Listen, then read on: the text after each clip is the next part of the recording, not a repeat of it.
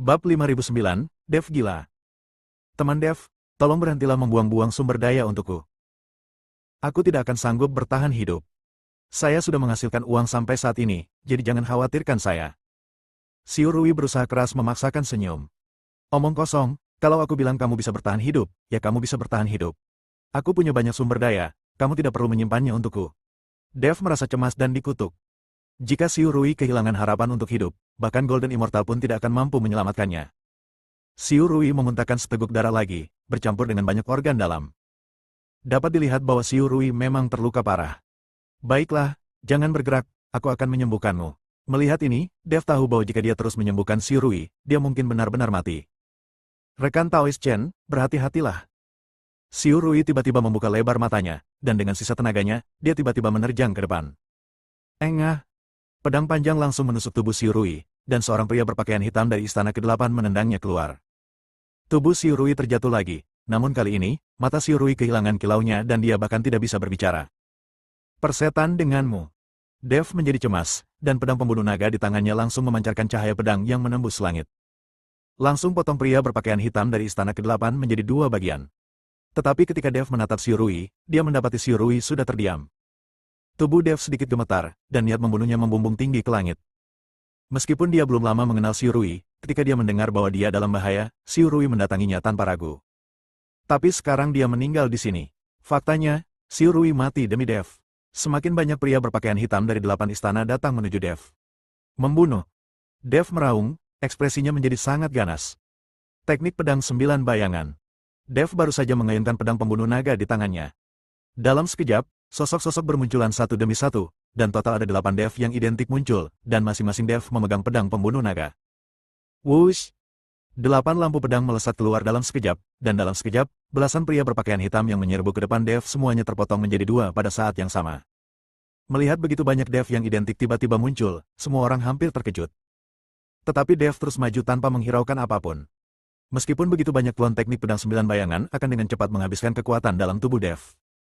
Anda bahkan mungkin akan mati pada akhirnya. Namun sekarang Dev sama sekali tidak peduli dengan hal-hal itu. Satu-satunya hal yang ada dalam pikirannya saat ini adalah membunuh. Bunuh semua orang ini. Pedang pembunuh naga milik Dev terbungkus dalam cahaya merah darah, dan setiap kali diayunkan, pedang itu menghasilkan hujan darah. 7 hantu di sekelilingnya menari bersama tubuh aslinya, mencabik-cabik orang berpakaian hitam yang mencoba mendekatinya hingga berkeping-keping. Di tanah, mayat-mayat bertumpuk seperti gunung, dan darah kental membentuk aliran, memancarkan cahaya menakutkan di bawah sinar bulan, mewarnai medan perang Sura menjadi merah. Akan tetapi, prajurit kota harimau terbang dan orang-orang berpakaian hitam dari 8 istana tampak tak berujung, berdatangan gelombang demi gelombang. Dev dapat dengan jelas merasakan bahwa kekuatan spiritual dalam tubuhnya mengalir seperti banjir. Setiap kali dia mengayunkan pedang, itu seperti mencabut nyawanya. Wajahnya semakin pucat dan semakin banyak darah mengalir dari sudut mulutnya, tetapi niat membunuh di matanya tidak berkurang sedikitpun. Hanya satu pikiran yang ada dalam benaknya, bunuh semua orang ini. Membunuh. Mata Dev merah padam, dan aura pembunuh menguar di sekelilingnya bagai suatu zat. Setiap kali dia mengayunkan pedang pembunuh naga, hujan darah pun terjadi. Para prajurit kota harimau terbang dan orang-orang berpakaian hitam dari 8 istana datang bagai air pasang, namun jatuh bagai jerami. Namun, musuhnya terlalu banyak. Dev, kalau kau terus seperti ini, kau akan mati kelelahan. Humazi menggertakkan giginya dan berteriak, jimat di tangannya terus meledak, memaksa mundur beberapa pria berpakaian hitam, tetapi wajahnya sudah sepucat kertas, dan jelaslah bahwa dia telah menghabiskan sejumlah besar energi spiritual. Bab 5010, Penghancuran Diri Sendiri. Biarkan mereka mati, bunuh mereka semua. Dev meraung dan menolak mendengarkan bujukan apapun. Di tempat lain di medan perang, sang abadi yang gila menghunus pedang, dan setiap tebasan dapat membelah tubuh musuh menjadi dua. Tetapi musuhnya terlalu banyak, kapak perangnya berlumuran darah, dan tubuhnya terluka di banyak tempat. Darah terus mengalir dari lukanya, membuat pakaiannya menjadi merah. Keringat dan darah bercampur menjadi satu, mengalir ke pipinya dan menetes ke tanah. Bayi juga sedang tidak enak badan saat ini. Napasnya cepat dan berat. Para prajurit kota badak yang awalnya memiliki moral tinggi, lambat laun terkuras oleh musuh yang menyerbu bagai air pasang. Luka-luka di tubuh mereka semakin banyak, dan kekuatan fisik mereka hampir habis. Senjata di tangan mereka menjadi semakin berat dan setiap ayunan tampaknya menguras seluruh tenaga mereka. Tetapi mereka tetap bertahan, karena mereka tahu bahwa jika mereka mundur, kematian akan menanti mereka. Tombak di tangan wanita berpakaian putih itu telah patah menjadi dua, butiran keringat mengalir dari dahinya, dan napasnya menjadi berat. Ada lebih dari 30 mayat bertumpuk di sekelilingnya, tetapi musuh masih terus berdatangan. Pada saat ini, beberapa pria lincah berpakaian hitam tiba-tiba menyerbu ke arah Bai Yi dari samping. Bai Yi mendengar suara udara pecah di belakangnya dan ingin berbalik untuk melawan, tetapi sudah terlambat. Jejak keputusasaan terpancar di matanya, dan dia berpikir, apakah aku, Bai Yi, akan mati di sini hari ini? Di saat kritis itu, sesosok tubuh melintas melewati Bai Yi bagai kilat. Itu Nuo King. Ada ekspresi tegas di wajah Nuo King, dan cahaya kemasan redup mengelilingi tubuhnya, yang merupakan tanda penghancuran diri. Guru, ayo berangkat. Nuo King berteriak, suaranya penuh tekad dan keengganan. Tubuhnya langsung terdistorsi, dan cahaya kemasan menjadi semakin menyilaukan.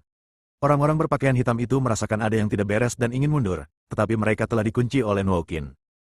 Terdengar suara, ledakan, yang keras dan cahaya yang menyilaukan langsung menerangi seluruh medan perang.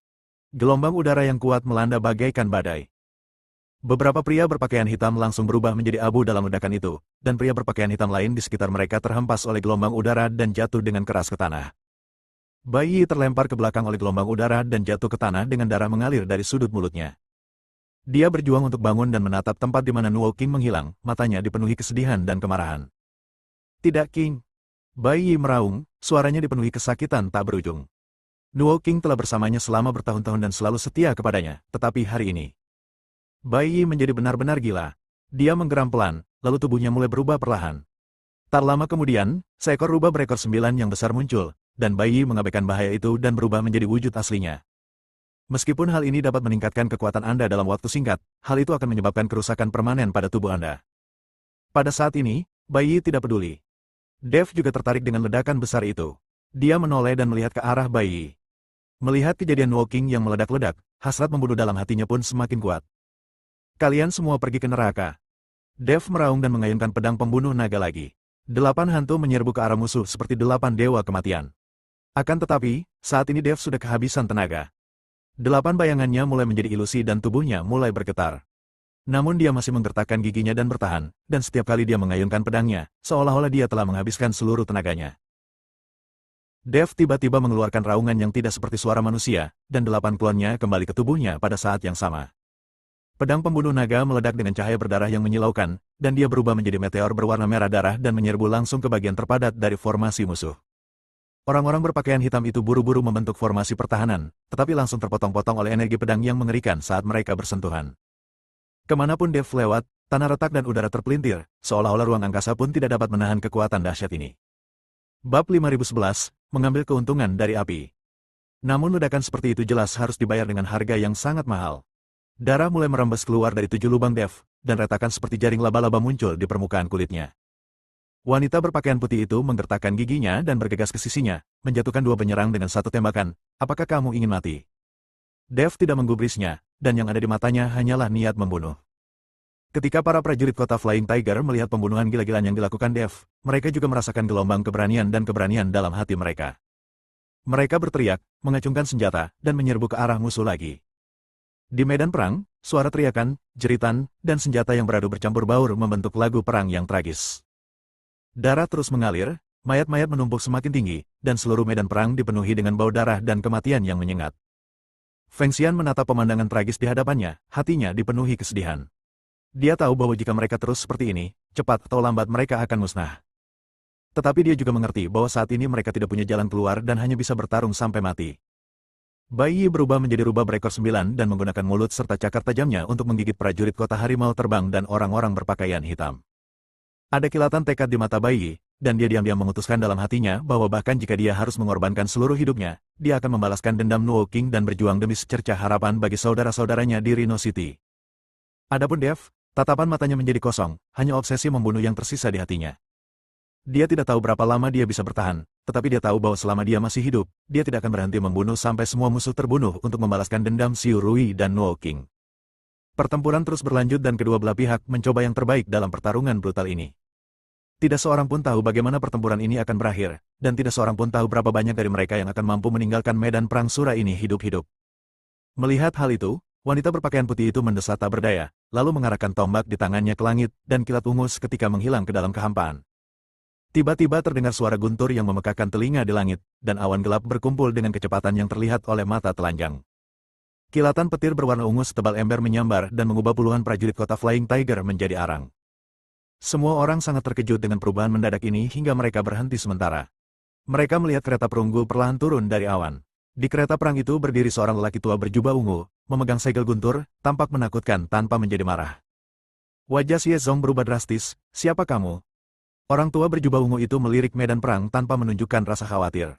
Ketika dia melihat Dev, dia sedikit mengernyit dan berkata, "Temanku, kekuatan spiritualmu telah terkuras habis. Jika kamu terus bertarung, kamu akan mati." Namun, Dev mengangkat pedang pembunuh naganya sambil tersenyum lebar, "Apa salahnya mati?" Sebelum dia bisa menyelesaikan kata-katanya, dia tiba-tiba meludahkan seteguk darah hitam, berlutut dengan satu kaki, dan menusukkan pedang pembunuh naga ke tanah sebelum dia hampir tidak bisa menstabilkan tubuhnya.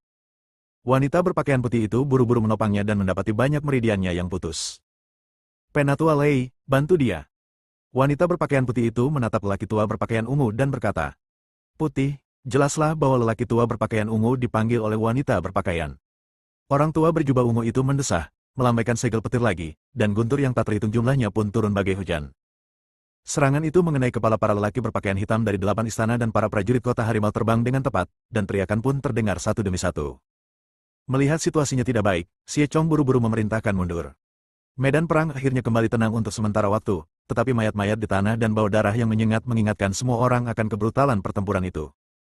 Hu Mazi terhuyung mendekat, menatap Dev yang hampir pingsan, dan berkata sambil tersenyum kecut, "Dasar bocah."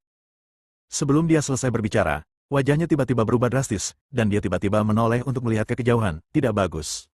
Napas ini. Sebelum dia selesai berbicara, wajahnya tiba-tiba berubah drastis, dan dia tiba-tiba menoleh untuk melihat ke kejauhan. Tidak bagus. Napas ini. Di Cakrawala, kabut hitam menyebar dengan kecepatan yang mengkhawatirkan. Sosok-sosok yang tak terhitung jumlahnya yang terpelintir dapat terlihat samar-samar dalam kabut, dan semua rumput dan pepohonan menjadi layu dimanapun kabut itu lewat. Wajah Godfly tampak serius, itu adalah pasukan iblis pemakan jiwa dari Istana Naga Iblis. Sepertinya mereka ingin memanfaatkan situasi ini. Wanita berpakaian putih itu menggenggam erat tombak yang patah itu, mengerutkan kening sedikit, dan menatap lelaki tua berjubah ungu dengan suara serak, "Apakah kita masih bisa bertarung?" Bersambung.